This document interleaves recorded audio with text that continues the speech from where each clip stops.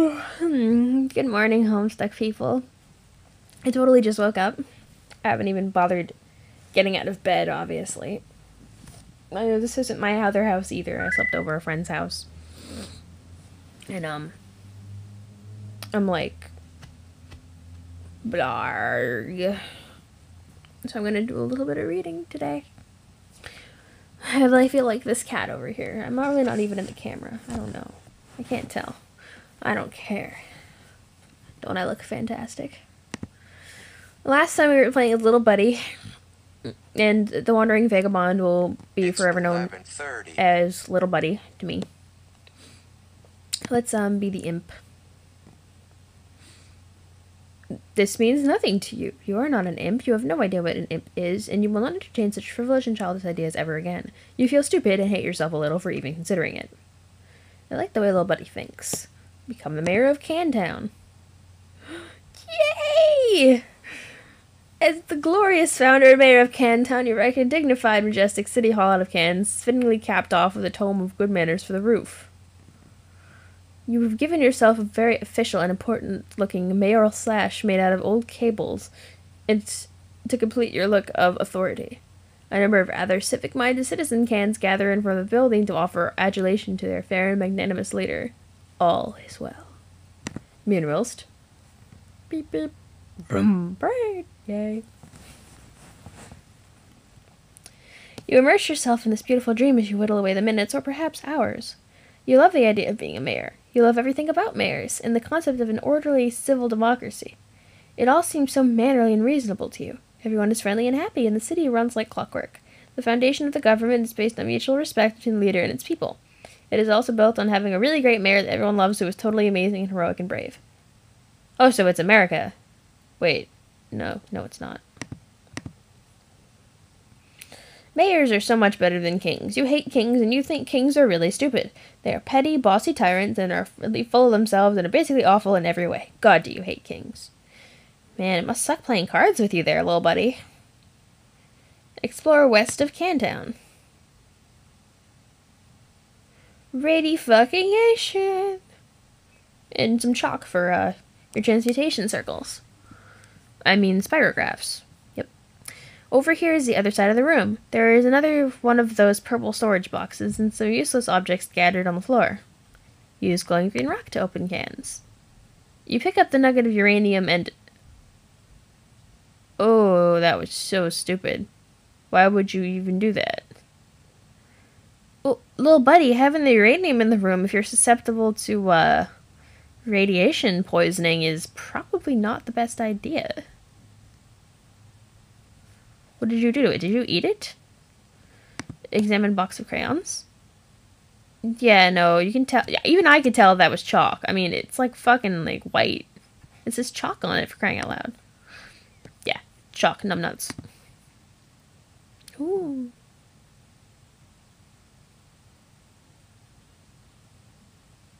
I see. Inside the box, there are 12 pieces of chalk in every color of the 10 pieces of chalk in most colors of the rainbow. You are excited by this. The red, the orange, the yellow, the greens, and the blues, and the purple, and the pink, and the peach, and the white. Try to open the storage box. It's locked. There must be some sort of release mechanism for this thing. The yellow container looks like a bottle of antifreeze. Oh, but it's full of motor oil. This does not seem useful to you right now. Rescue that poor lightning bug. There is nothing you can do for this new little friend. Attempting to crush the amber and kicking the firefly would likely cause it harm. It nevertheless bravely flashes on. You find its light alluring, inspiring. To you it seems as if it could quite easily serve as the light of... democracy. I don't know how that lightning bug is still alive. I mean, insects breathe through their skin, in a sense. It's hard to describe exactly how their breathing mechanism works in layman's terms. But being encased in something is not really conducive to breathing. And I'm pretty sure that whatever biological process that allows them to light up their rear ends would imply that they need oxygen to create the function of life. I mean, I don't know if they use adenosine triphosphate, but you need oxygen to do pretty much anything. Most living things do, except those that perform anaerobic respiration. Use the chalk to draw some roads. Oh. I find it interesting that this little creature can understand and write in English. You sketch a handsome network of sprawling thoroughfares for your citizens to traverse. The adoring population applauds its mayor's keen instincts for city planning. You even add some lush vegetation to your city with a piece of blue chalk because you can't seem to find a more suitable color for some reason. You do something about that hunger. You have pica, my buddy. Lay a chalk foundation for Cantown's civic growth. Can we play checkers? You develop westward, settling those fertile plains and claiming them for your city. You section off a number of residential and commercial zones for civic growth, arranged in the only logical pattern that occurs to you. You color the residential zones with your piece of white chalk, but for some reason none of the colors in the box strike you as suitable for the commercial zones. Maybe there is an alternative. Use your own pee for the commercial zones. You cannot urinate because you have not had anything to drink in quite some time. You are very thirsty. That's bad. That's near death dehydration, little buddy. Also, that is a really terrible idea, and you would not consider befouling your wonderful city in that way for even a moment. Use motor oil to designate commercial zones. You fill each empty square with a bit of motor oil to complete the zoning. It looks rather striking to you. You can hardly imagine that an up-and-coming young can trying to make it in the world would not be delighted to live in your fair district. You are very careful not getting the unpleasant fluid on your person. You need to get some... You need to get some drink, buddy. Peel label from can of mayo and affix to sash. Very nice. Survey surroundings and search more terrain for city.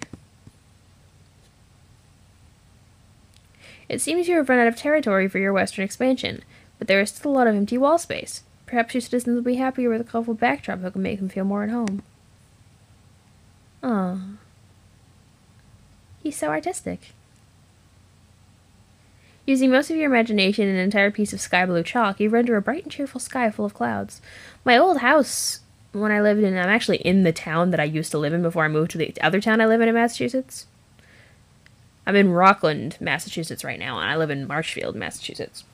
So when I lived here, I had a room that was all sky blue with clouds and shit sponged on the wall, and I painted a sun over my bed. It was a very nice room. I miss it.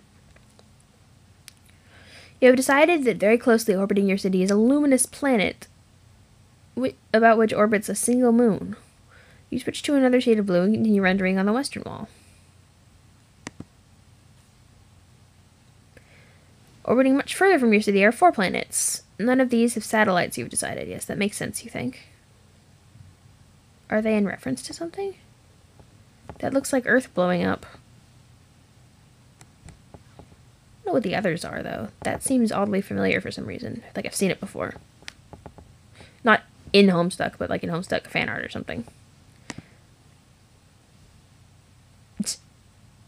And on the southern wall, behind an impenetrable veil of darkness, beyond the farthest orbits yet, there is an ominous planet. A moon circles this one.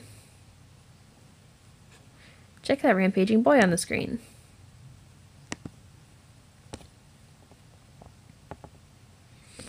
Oh yeah, it's that guy. You had almost forgotten about him and his confusing shenanigans. It seems like he has things well at hand at the moment. He does not appear to need your help, and you have already concluded that he cannot help you, at least for the time being. Turn on the other 3 screens.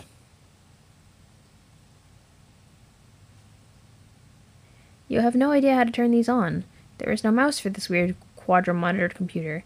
It can only be operated through text commands from its keyboard. Perhaps there is a special key or command which will allow you to switch to another monitor. Press tab. That's a Macintosh keyboard.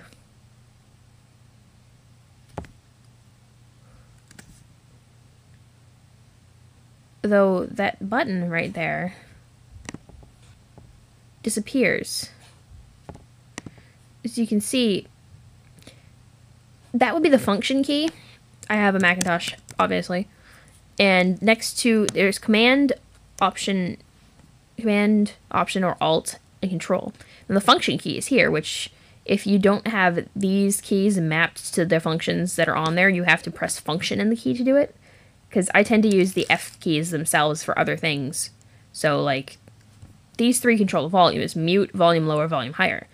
If you don't have the function key mapped to them,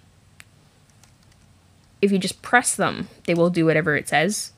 But if you hold a function and do it, when you have it mapped to it, it will work. So I don't know why in the next panel that key just disappears. The function key is an important part of anyone's keyboard.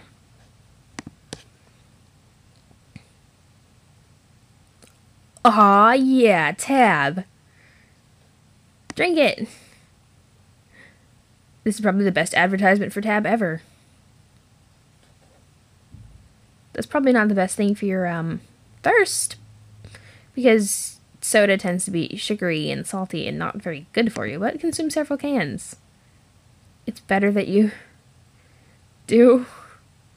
You free the heavenly brown elixir from the jewels of pink carapace and imbibe like the wind. It is so sweet and sugary, you wonder how much sugar can fit into one can. Whatever mighty wizard concocted this portion is truly deserving of your fear and respect. Welcome the rest of the city. Aww. The tabs are naturalized as loyal new citizens of Cantown. All cans are welcome and equal in your city, regardless of can content and whether empty or full. It's not like emptying a can kills it or anything, they are just cans after all. Hit escape. Oh, the escape key doesn't do a hell of a lot. Mine... I have no idea what the hell mine does. Feeling refreshed and heavily caffeinated, you go back to work on the big computer. You hit escape, which seems to minimize the action window thing and reveal a history of all the commands you have entered. Oh, handy.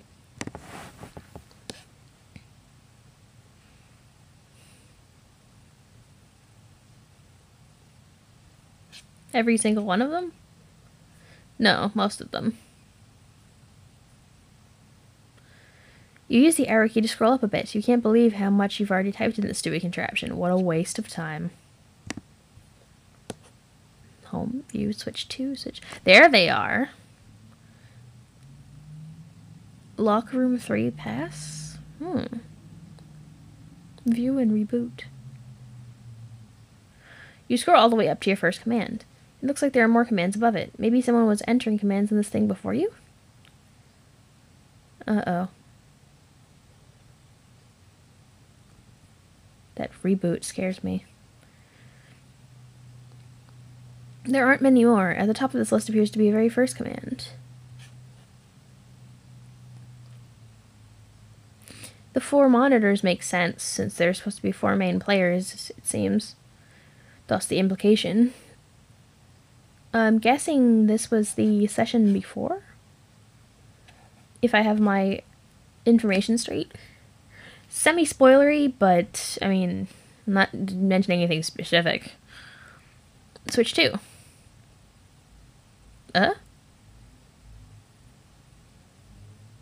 What is this? The signal is garbled and you have no idea what you're looking at. Some sort of filthy beggar pleading for help? No one is around. Comma... capital. And nothing, is happening. You seem to be locked out of any sort of interaction with whatever's happening on this monitor. Switch 3.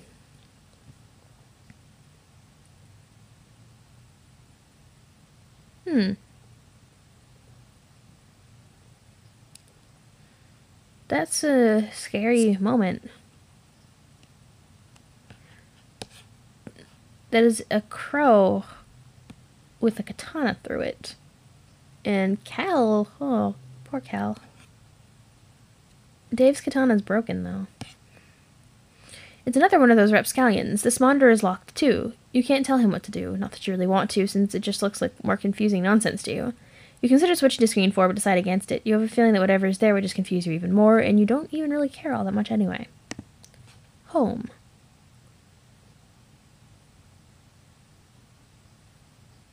Uh-uh.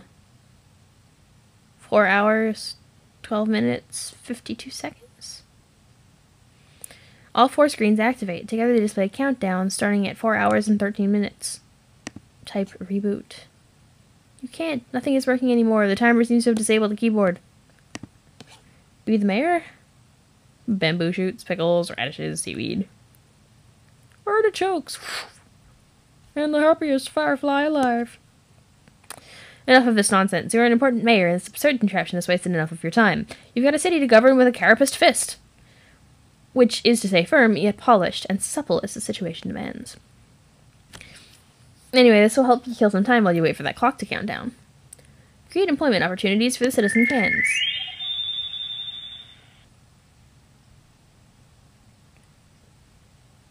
By making a chessboard? Sweet. You temporarily dismantle City Hall to free up all the can power available to create a vigilant town militia. You divide them into 2 groups, marking them with distinct teams and ranks using the piece of white chalk and the motor oil. You then organize them in a phalanx across the countryside. Every time I hear the word phalanx, all I can think of is Kyle Cease and his comedy routine. Preparing for the stiff training regimen. When you are through with them, your forces will be well-oiled machine. Literally. Chalk another one up to bold leadership. Okay. Lead your men to victory. Doo-doo-dee.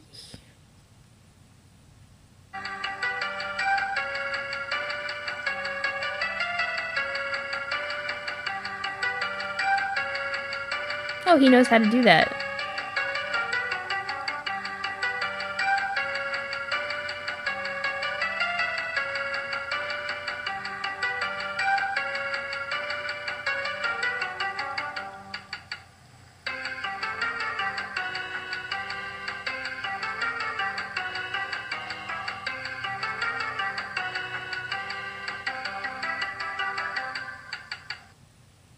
If you saw the move he did with the king and the rook, that's called castling, I believe.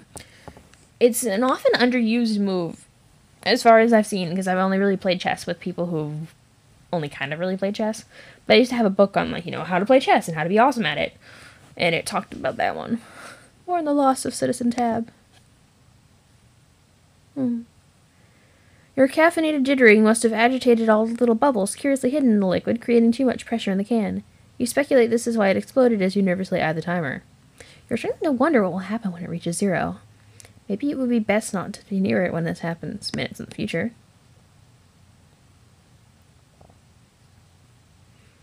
Though perhaps not as few as implied by circumstances.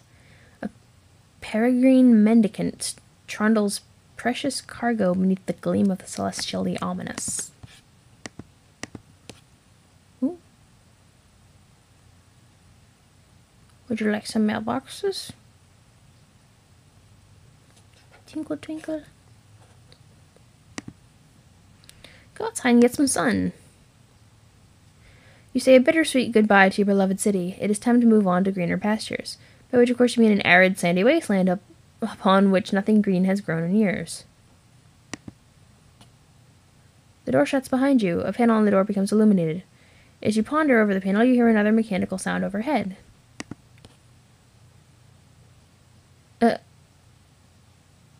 No. No, little buddy.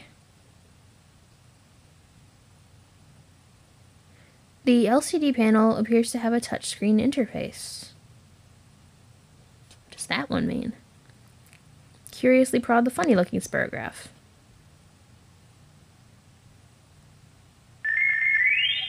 It appears the funny-looking spirograph room is locked. The floor rotates a full 360 degrees beneath you, while the surrounding seems to stay put. Select the triangle-y fractal. The triangle-y fractal room does not appear to be locked. The floor turns 120 degrees and the door opens. You go through the door to find another room. It's the same size as the other one you just wasted all that time in, while the clock was ticking down to something which may or may not be your doom. There is something in here that will help you escape. Well, maybe there is something in here that will make you escape. Help you escape. Blah, words.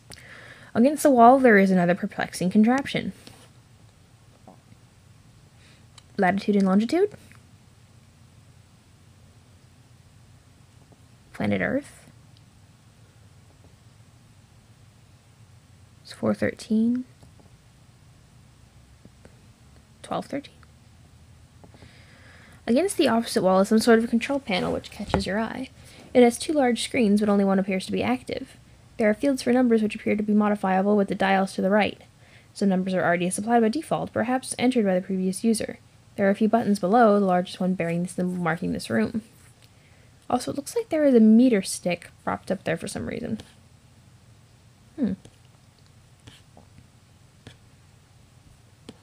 Attach your trusty knife to the meter stick. You immediately craft a measuring spear through possibly the most advanced form of alchemy employed thus far.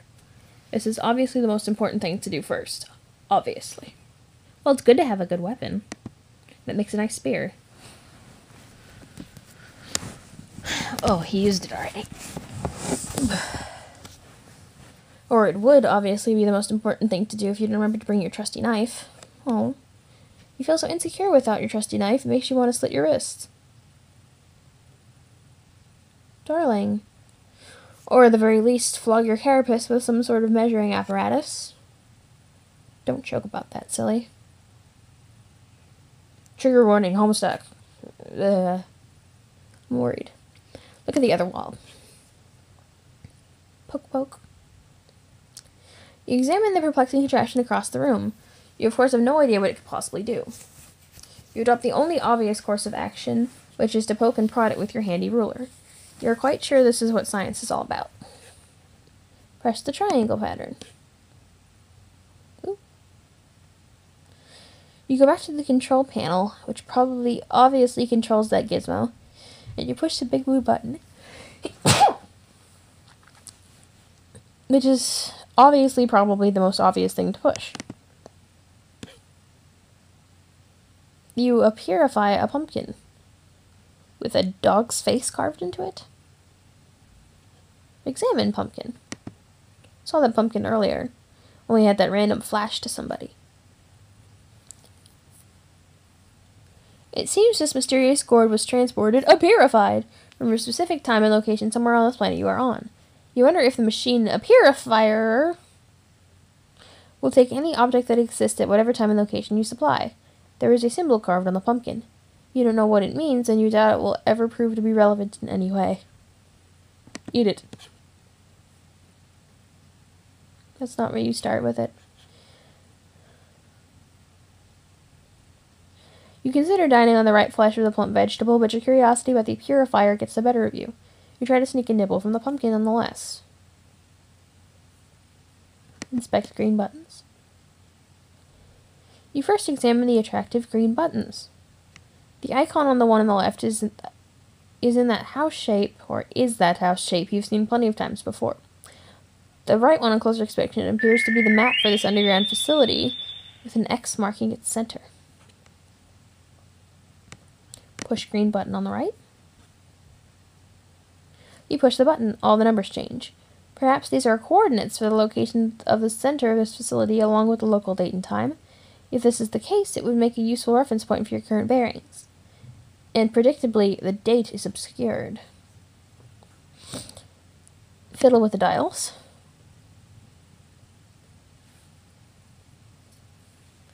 That probably says 1613. Nope.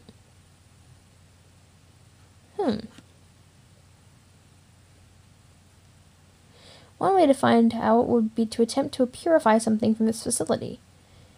It should be easy to zero in on a location relative to the center because you have an uncanny knack for tracking precise distances you've already traversed in whatever units you choose. Your handy ruler gives you a good clue as to the basic unit of human measurement. You will go with that. Purify your trusty knife. Nicely done, little buddy. You nudge the coordinates very slightly and bump the elevation by 0.5 human measurement units.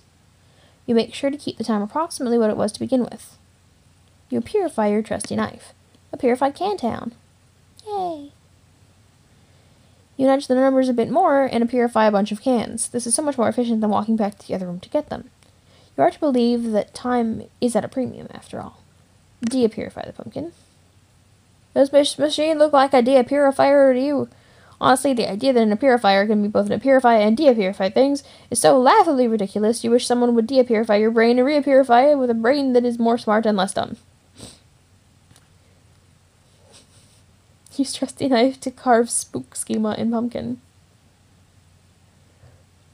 What the hell are you talking about? That idea makes no sense at all and is basically meaningless. Try using that mushy stuff in your gourd next time. Instead, you just carve off the top, exposing a decadent cache of gorgeous seed-laden ambrosia. Needless to say, you consume all of it rather quickly, but it turns out to be too gross for us to watch. Pumpkins are pretty nasty. Move spirograph switch. You cannot move it. It has a spirograph-shaped indentation and possibly will require a special kind of key to turn it. A purify firefly out of the amber. Oh, yay. And the firefly is your friend. It's probably quite happy to not be stuck in the amber anymore, and can breathe and fly and be a happy firefly. Oh. You release your blinky new friend. You'll give her a name and something suitably whimsical occurs to you. Name her Hotaru. I will be referring to the firefly as Hotaru. Adjust time dial to purify a rotten pumpkin. The past. Of course you named the firefly Serenity. I was going for a Sailor Moon reference, but if you want to go for a Firefly reference, awesome! As you all remember the Firefly poster in my room. You and Serenity consider new ways to waste more time with the purifier. You are assuming she is a girl firefly, even though you're not really sure that fireflies can even be girls. You target the extremely tasty rotten pumpkin that was sitting in the other room hours ago. Paradoxify? It seems the purifier cannot purify something even if it will create a time paradox. A gelatinous ghost pumpkin purifies and then quickly dissolves into a pile of unappetizing sludge. A purifier the grate over the entrance to the facility. The firefly speaks in Morse code. Shit. 1 second.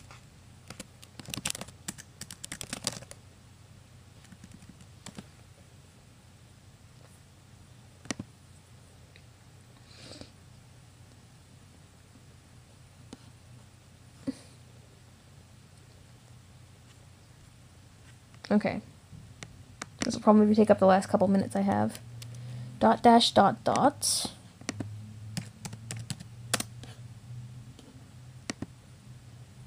Dot dash dot dot dot.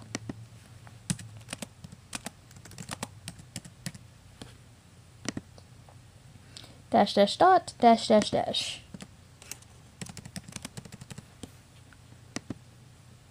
Let's go.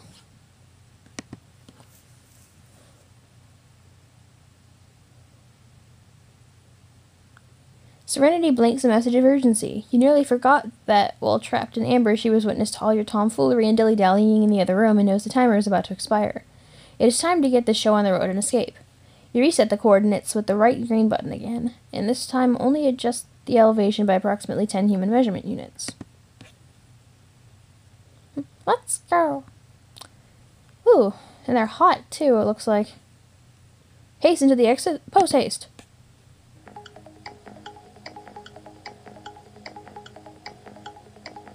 Oh, at least he, is thinking this through. Hurry up! Hey, listen!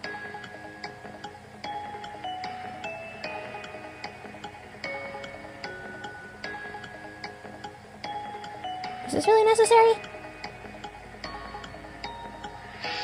This is incredibly silly!